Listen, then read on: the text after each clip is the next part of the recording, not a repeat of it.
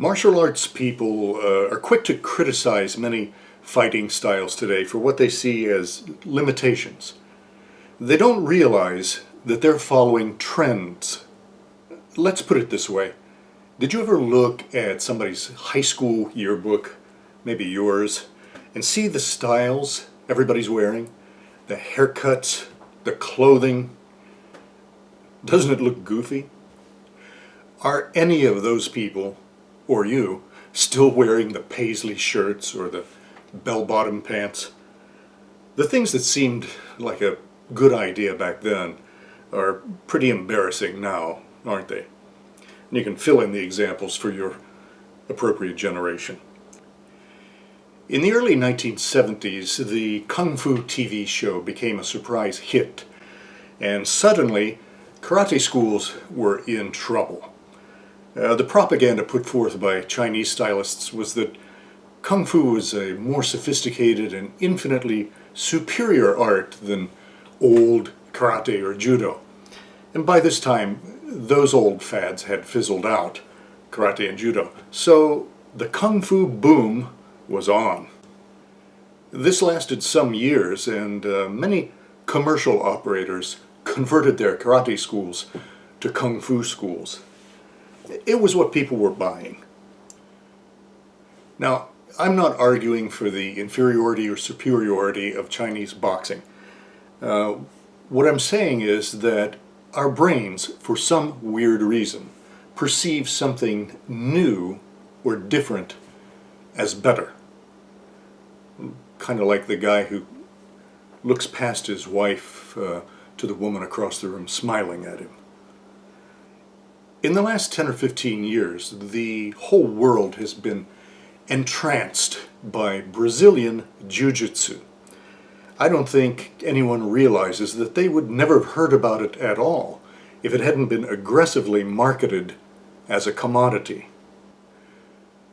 Now suddenly, everyone wants Brazilian Jiu-Jitsu. That's what we call a fad. And now with BJJ and MMA schools all over the place, karate and kung fu schools have both dried up. Oh, except for the belt factory types that operate like gyms and grab a lot of money up front knowing that most people will drop out in a short time. Anyway, here's the point. We tend to make the assumption that we found out about something because it's really good. The reality is that we perceive something to be good because we've heard a lot about it, and especially if it's on TV. Not that Brazilian Jiu-Jitsu is bad, but I don't think it's significantly different or better than Japanese Jiu-Jitsu. It's just that Brazilian Jiu-Jitsu can be practiced competitively, and the training methods are geared toward people who like extreme sports, not people who want to defend themselves. In the original Japanese Jiu-Jitsu, there was more emphasis on throwing than grappling. In the Brazilian form, it's the opposite. And it's assumed today that if you're not practicing grappling, your training isn't realistic. The thing you hear most often is, most fights end up on the ground. I'd like to see the statistics on this. I frankly don't believe it. If it's true, then it only means that the untrained person was unprepared to end the confrontation while still standing. I've seen lots of real-life altercations, and most of them did not progress to wrestling matches on the ground. You can research this for yourself. Now listen, someone who tells you this may sincerely believe this and want you to be better through your study of grappling. But usually it's somebody with something to sell. I mean, jiu-jitsu lessons are not free. I'm going to quote now from a classic work about fighting written for soldiers, a 1942 book called Get Tough by a major in the English Army. Major Fairburn, who was a no-nonsense guy, not only trained British Army Commandos and United States Marines, but was the Assistant Commissioner of the Shanghai Metropolitan Police from 1927 to 1940. A very rough place.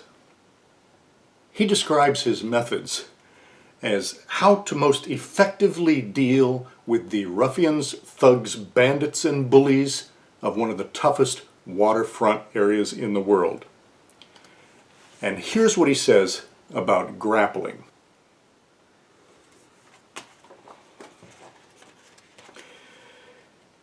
You will have noticed that no holds or locks on the ground are demonstrated.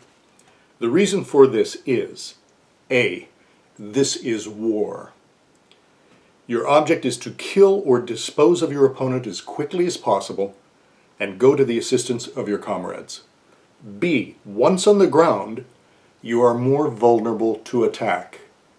C, it takes months of constant daily practice to master the art of falling, and personal instruction from a qualified instructor is essential. D, there is a vast difference between falling on mats in a gymnasium and falling on a road or rocky ground.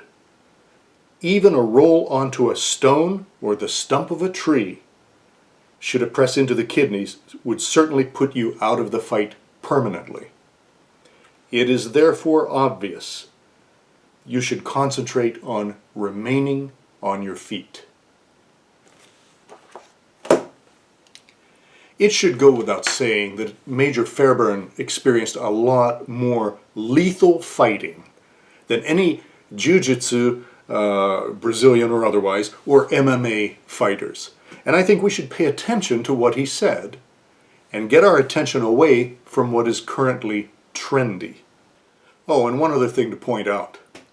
Most karate hackers of my generation, once they go to the ground, they can't get back up.